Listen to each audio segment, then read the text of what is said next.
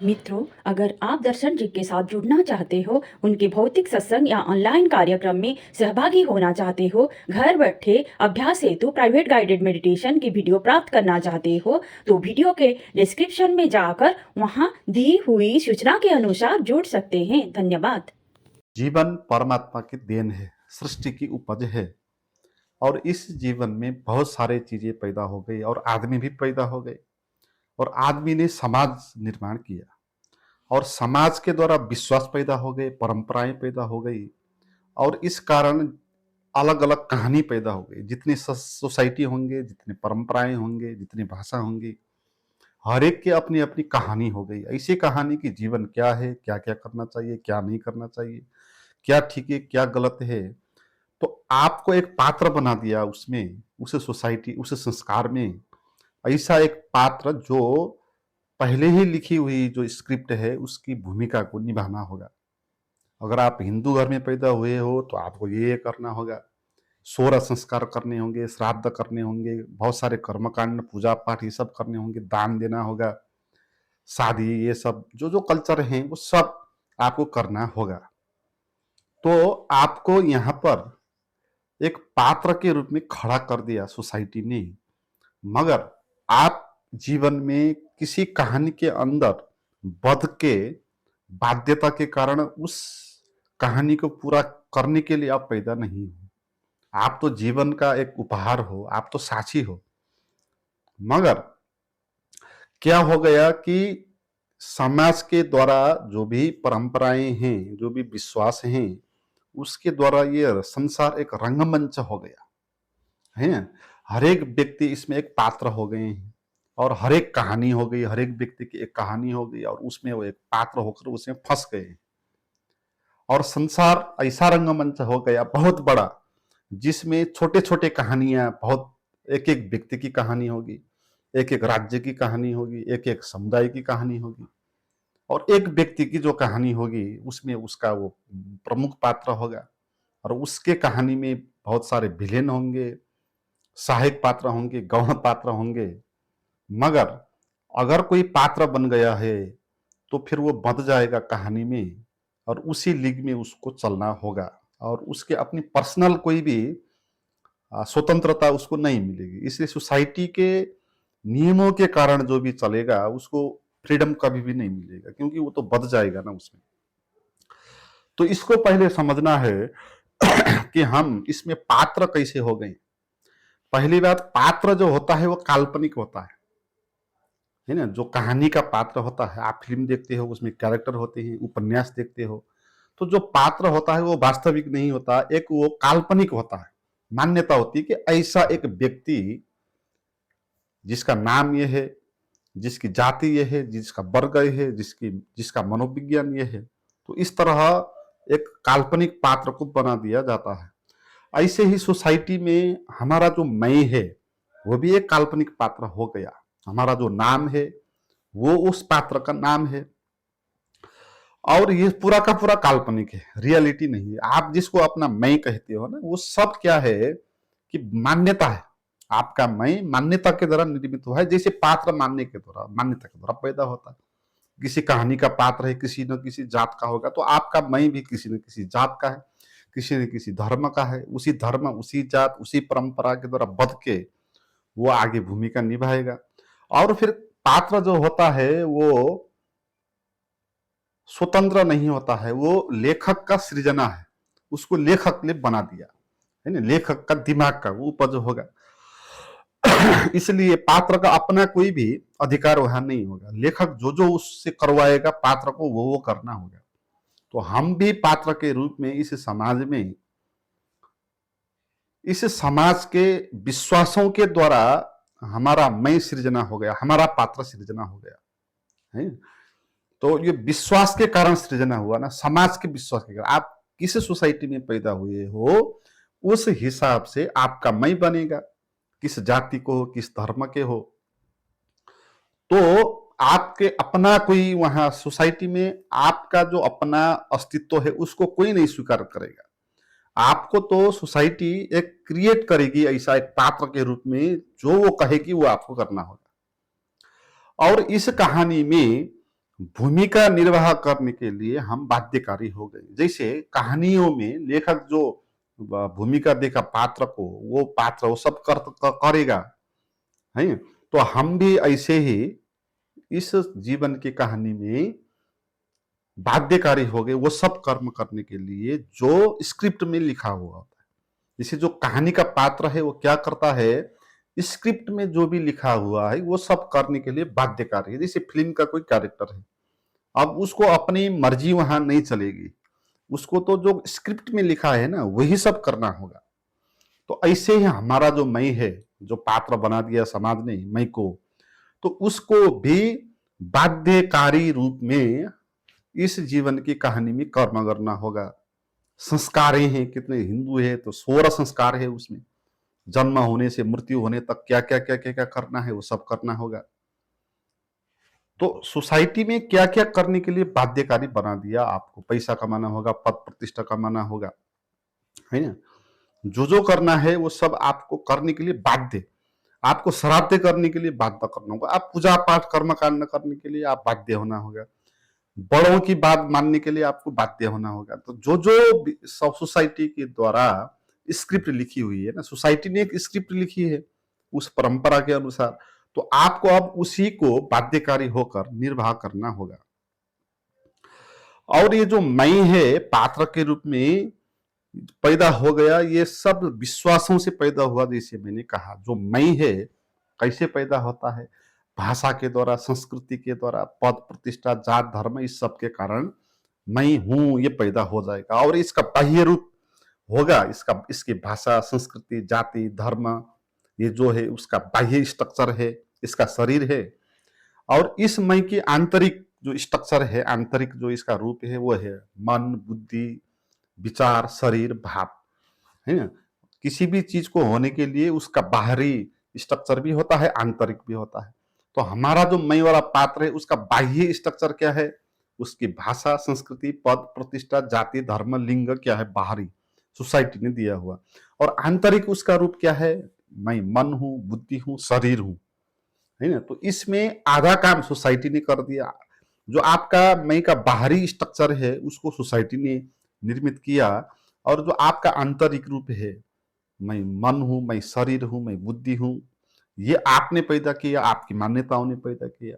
तो ऐसा एक पात्र खड़ा हो गया, पात्र के रूप में हम खड़े हो गए जीवन में, जो बिल्कुल काल्पनिक है ना। अब इस तरह पात्र होकर हम जीवन की, संसार की इस कहानी में फंस गए हैं, हम बद गए हैं, यही हमारा बंधन है ना। इसी से मुक्त होना है। और इसमें फंसने के कारण हम अज्ञानी भी हो गए, हमको पता नहीं क्या ठीक है क्या गलत है। हम तो बाध्य होकर जो भी निर्वाह करना होता है, सोसाइटी के द्वारा दिया हुआ कर्तव्य, उसको हम पूरा करते हैं। तो क्या ठीक है क्या गलत है हमको पता नहीं, तो इसका अर्थ हम अज्ञान में हैं। हमको पता नहीं कि मैं कौन हूं, हमने तो उसी मैं को स्वीकार कर लिया जो पात्र के रूप में हमारे अंदर डाल दिया गया, तो उसी को हम मैं कहते हैं। तो ये एक अज्ञान हो गया, और ये बंधन भी हो गया, क्योंकि आपको बाध्य होकर वो सब काम करना होगा जो जो कहा जाता है, जो जो स्क्रिप्ट में लिखा है।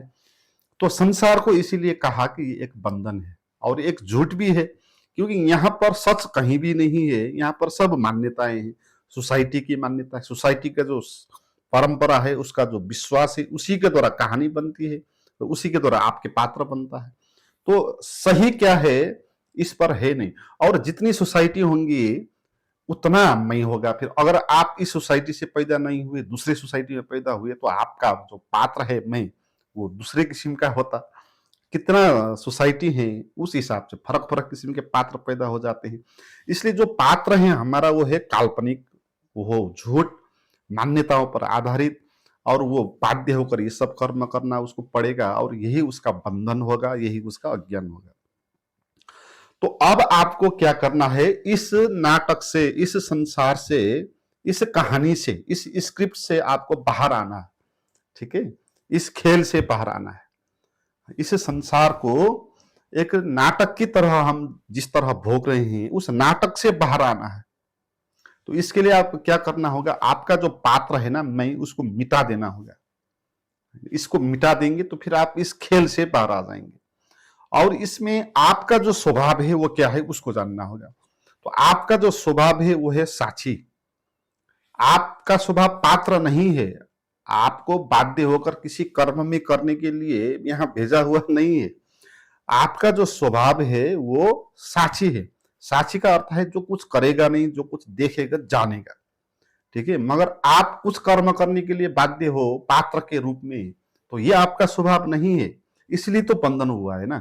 तो हमारा जो स्वभाव है उसको जानना है, और जो हमारा स्वभाव नहीं है, जो सोसाइटी ने जबरदस्ती हमको पात्र के रूप में खड़ा कर दिया है, तो उस पात्र को मिटा देना होगा। इस पात्र को जो एक काल्पनिक तरीके से बना है, इसको अपने अंदर घुसने देना नहीं है, है? तो हम क्या करते हैं, उस काल्पनिक मैं वाला पात्र को अपने शरीर में, अपने में उसको घुसने देते हैं, और वो हमारे भीतर घुस के बैठा है। जैसे किसी आदमी के भीतर शरीर में भूत प्रेत घुस जाता है। आपने देखे होंगे ऐसे लोग होते हैं जो कहते हैं कि उनको भूत प्रेत उनके शरीर पे सवार हो गया। और जब भूत प्रेत उनके शरीर में सवार हो जाता है तो क्या हो जाता है, जो उसका वास्तविक मैं है वो वहां से गायब हो जाता है, वहां से विलीन हो जाता है, दब जाता है। और जो भूत प्रेत है वो खड़ा होकर वहां करवाता है काम उससे जो वो चाहता है ना। तो जैसे किसी के घर में कोई अंदर जाके उसको बाहर निकाल के खुद उसके घर में रह के राज करता है, तो इसी तरह भूत प्रेत जिसके शरीर में जाते हैं ना, तो ऐसे भी बिहेव वो करते हैं। तो यहाँ पर जो मैं है वो एक भूत प्रेत जैसा ही है, क्योंकि भूत प्रेत भी ऐसा ही एक मान्यता द्वारा पैदा हुआ। तो हमारा जो मैं है, जो पात्र है, वो इसी तरह भूत प्रेत के रूप में घुस गया हमारे भीतर, है ना। और वो वहां पर राज कर रहा है, और वो मैं पात्र इस शरीर में घुस के वो सब कर रहा है जो स्क्रिप्ट में लिखा हुआ है। और वो कह रहा है कि मैं ही सच हूं। भूत प्रेत भी वही कहता है ना कि मैं ही सच हूं। तो ये मैं वाला जो कैरेक्टर है हमारे भीतर घुसा हुआ, वो कहता है कि मैं सच हूं।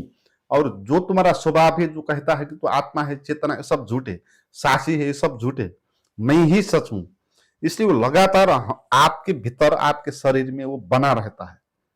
मगर इसको अब मिटाना है। कैसे मिटाएंगे इसको? पहले तो ये समझेंगे कि ये जो मैं है एक पात्र के रूप में खड़ा हो गया, और इस सोसाइटी और उसके विश्वास और परंपराओं के द्वारा जो कहानी निर्मित हुआ है, उस कहानी में इसको जबरदस्ती निर्मित किया गया है, ये असल नहीं है ना। तो ये इस बात को समझना होगा आपको, और फिर साक्षी होकर इसको देखना होगा।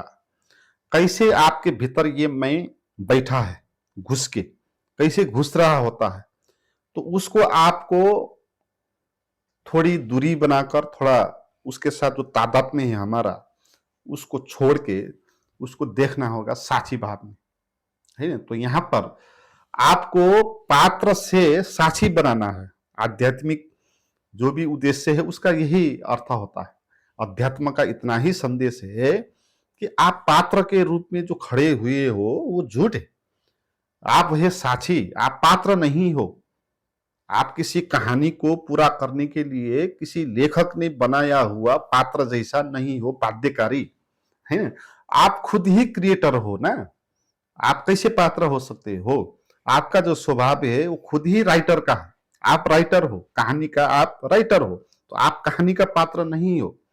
तो आपका स्वभाव है साक्षी। साक्षी का अर्थ होता है जो जानेगा, जो उसमें घुसेगा नहीं, है ना। जो जानेगा मैं कौन हूं, ये क्या है, वो क्या है, सब जो जानता है वो कैरेक्टर हो नहीं सकता, वो पात्र नहीं हो सकता, वो बाध्यकारी भी नहीं हो सकता। क्योंकि जिसको भी देखेगा जानेगा वो उससे अलग हो जाएगा ना। जैसे लेखक जो होगा वो कहानियों से अलग हो जाएगा, क्योंकि लेखक को पता है कि ये क्या है, वो क्या है, कौन सा पात्र मैंने बनाया, कैसे उस पात्र को मैंने बनाया, वो पात्र क्या करेगा, वो सब कहानी उसको पता है। इसलिए कहानी के अंदर लेखक नहीं घुसेगा, उससे वो अलग ही होगा। ऐसे ही हमारा स्वभाव जो है वो क्रिएटर का है ना, ऐसे राइटर का है। तो हमारे स्वभाव जो है परमात्मा का ही स्वभाव है हमारा, हम परमात्मा ही है, और परमात्मा है साक्षी। साक्षी का अर्थ यही है कि आप इस तरह कोई काल्पनिक मैं नहीं हो जो किसी कर्म के लिए करने के लिए बंधे हुए हो। आप तो हर कर्म को देखने वाला, आप तो आपके भीतर जो पात्र खड़ा हुआ मैं, उसको भी देखने वाले हो। आप आंख बंद करके अपने भीतर देख सकते हो हर चीज को, है ना? तो आप फिर कोई भी चीज नहीं हो, आप उसको तो देखने वाले हो गए ना। आप अपने शरीर को देख सकते हो, आप अपने मन में चलते हुए विचारों को देख सकते हो, आप अपने भीतर के जो मैं है, काल्पनिक मैं, तो उसको आप समझ पाते हो। तो इसका अर्थ ये है कि आप इनमें से कोई भी नहीं हो, इस कहानी का आप हिस्सा नहीं हो, इस कहानी का कैरेक्टर नहीं हो, ये कहानी से आप अलग हो, आप इसका दृष्टा हो, जैसे आप इसका दर्शक हो। जैसे फिल्म चल रहा है और आप फिल्म देख रहे हो, तो जो फिल्म देख रहा है वो फिल्म में जो कहानी है, उसमें जो कैरेक्टर है, जो कैरेक्टर निभा रहा है वहां, तो वो उसको भोगना नहीं पड़ेगा ना दर्शक को, है ना? जो कहानी में रोल कर रहा है उसको वो दुख पीड़ा हो सकता है, वो भी दुख पीड़ा का नाटक कर रहा है, मगर जो दर्शक है उसको कोई भी दुख पीड़ा नहीं होगा, क्योंकि दर्शक को पता है कि वो तो कहानी है, उसको वो देखने वाला है ना? तो ऐसे ही आप भी ये पात्र नहीं हो, इस पात्र को देखने वाले हो, आप भी इस कहानी को देखने वाले हो। तो दृष्टा भाव में, साक्षी भाव में रह के हम इस संसार के बंधन से, इस कहानी से बाहर आ सकते हैं और अपने स्वभाव में स्थिर हो सकते हैं। और हमारा जो स्वभाव है वो है साक्षी। तो साक्षी की साधना करनी है, अपने मैं को हटा देना है, मिटा देना है, उस पात्र को मिटा देना है जो बिल्कुल काल्पनिक सोसाइटी के द्वारा, विश्वासों के द्वारा, मान्यताओं के द्वारा पैदा हुआ है। तो उसको भी देखना है आपको। वो कैसे मिटेगा? उसको देखना होगा आपको साक्षी भाव में, उसको जानना होगा, उसको समझना होगा कि कैसे ये मैं पैदा हो गया। जितना जानोगे उतना आप उससे भिन्न हो जाओगे, क्योंकि आप जानने वाला हो जाओगे ना, है ना? अगर आप जान पा रहे हो, उसको देख पा रहे हो, तो आप वही तो नहीं हो सकते, है? तो आप उससे अलग हो सकते हो। इसीलिए इस साक्षी भाव के द्वारा हम इस सारा का सारा जो चक्कर है, खेल है, और इसमें जो हम फंस गए हैं मैं बन के, उस सारे खेल से बाहर आकर हम सत्य के साथ जुड़ सकते हैं।